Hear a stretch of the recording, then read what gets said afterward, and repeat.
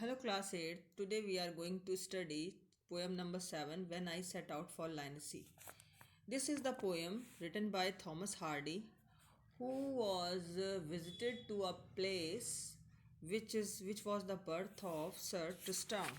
Sir Tristram, he was a mythical Sir Tristram actually he was a holy worker or holy saint who was lived in England, and this is a mythical birthplace of Sir Tristram, which have been to believe that he was submerged by the sea. That is the imaginary place, and when he visited to this place, or after that, it also he also visited to the parish to supervise the restoration of a church. On the return of from this parish, people noticed two things about him: a new glow in his eyes and a crumbled piece of paper sticking out of his coat pocket. Okay, so this is the total biography in which he share his views about that nice knowledge which he got. Okay, so let me start this poem. As a young apprentice architect, British poet and novelist Thomas Hardy once visited a parish to supervise the restoration of a church. On his return from the parish, people noticed two things about him: a new glow in his eyes and a crumpled piece of paper sticking out of his coat pocket. That paper, it is recorded in one of his biographies, contained the draft of a poem you are going to read, and that very people inspired by a visit to place which the poet calls Lunacy. This is the place about the Lunacy, who is also called by the author that is the Lunacy. Lunacy means a very silent place. So when I set out for Lunacy, 100 miles away, the rhyme was on the spray and starlight lit my lonesomeness. Here the poet asks about that when he visited to Lunacy, and he began to visit that place 100 miles away, which is far yard from the 100 miles away from his home. The rhyme was on the spray means the frosty snow which was spread on the spray on his path, and the starlight lit my lonesomeness means there are some glare or some brightness of the stars which was scattered very in the whole path, and he also associate this glare of the stars with his lonesomeness, that it keeps away the lonesomeness of the author, and give a very comprehensive knowledge to the author. When I set out for Lunacy 100 miles away, it means बच्चों यहाँ पे ये poet ये कहते हैं कि जो sir ट्रिस्ट्रम हैं, सर ट्रिस्ट्रम एक सेंट हुए हैं इंग्लैंड में, और ये इंग्लैंड में जब रहते थे तो वहाँ पर एक प्लेस है जहाँ पर वो उनकी बर्थ प्लेस मानी जाती है। ये एक्चुअली मिथिकल प्लेस है जो कि एक्चुअली एग्जिस्ट नहीं करती, बट ऑथर जो है थॉमस हार्डी वो सोचते हैं कि जो सर ट्रिस्ट्रम है वो जहाँ पैदा हुए थे, मैं वहाँ एक बार जाता हूँ, और वहाँ जाने के बाद वो कहते हैं कि जब वो मेरे घर से 100 मील की दूरी पर है, मैं वहाँ के लिए निकला उसकी यात्रा पर, तो उस प्लेस का नाम उन्होंने लाइनेसी दिया है। और उसके बाद वो कहते हैं कि जब मैं वहाँ से वापस आ रहा था तो मेरी आँखों में एक बहुत चमक थी, और उनके ज्ञान का पूरा भंडार भरा हुआ था मेरे अंदर।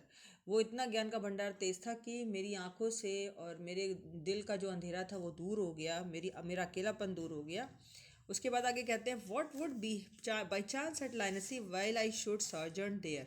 कहते हैं कि क्या होगा कि अगर मैं लाइनेसी एकदम से पहुंच गया, अचानक पहुंच गया, वाई, और जब मैं पहुंचा लाइनेसी तो क्या हुआ, लाइनेसी जैसे ही पहुंचा तो while I should sojourn there, यानी कि मैं वहाँ पर, मुझे वहाँ रुकना चाहिए था। नो प्रॉफिट डज डिक्लेयर, लेकिन वहाँ पर कोई प्रॉफिट नहीं था, वहाँ पर कोई पुजारी नहीं था, वहाँ पर कोई पादरी नहीं था। So nor did the wisest wizard guess, यानी कि उन्होंने कहा कि कोई भी जान नहीं सकता कि मैं वहाँ कहाँ था। कोई भी बुरी आत्मा या कोई चुड़ैल आत्मा की साया, इस टाइप का, विजर्ड का मतलब होता है जो जादूगरनी होती है, तो कोई भी जादूगरनी की छाया वगैरह भी मुझे टच नहीं कर सकती थी। What would be by chance at लाइनेसी while I should sojourn there, यानी कि वो कहते हैं कि वो इतनी होली प्लेस थी। जो पैरिश होता है, पैरिश का मतलब होता है बच्चों कि जो पादरी का घर होता है ना, कि जो चर्च में पादरी बैठते हैं तो उनका घर होता है, उसको बोलते हैं पैरिश, जहाँ पर वो रहते हैं। तो पैरिश से उस लाइनेसी नाम की जो पैरिश प्लेस है, वहाँ से आने के बाद में इतना अच्छा डिलाइटफुल फील होता है ऑथर को।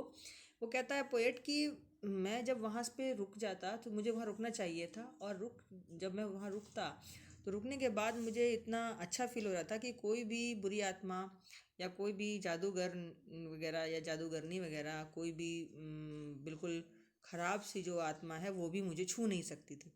When I returned from Lyonesse with magic in my eyes, जब मैं वहाँ से वापस आया, लाइनेसी से वापस आया, तो एक मेरी आंखों में ग्लेयर था, मेरी चमक थी आंखों में, एक जादू था, all marked with mute सरमाइज।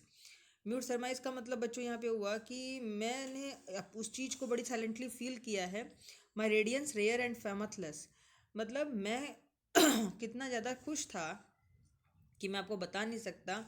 I and the author felt very deep happiness, यानी कि ऑथर अपने दिल में बहुत गहराई से बहुत सुख महसूस कर रहा है कि जब मैं वहाँ से वापस आया तो एक संत की सानिध्य में जा कर के, एक पादरी के सानिध्य में जा कर के मुझे कितना शांति फील हो रही है, कितनी डिलाइटफुलनेस, कितनी हैप्पीनेस फील हो रही है। So when I return from Lyonesse with magic in my eyes, कि जब मैं वहाँ से वापस लौटा तो मेरी आंखों में बहुत ज़्यादा चमक थी, बहुत ज़्यादा एक ज्ञान का प्रकाश भंडार भर गया था। तो बच्चों ये पोएम यहीं पर समाप्त होती है। I hope that you will well understand with this poem.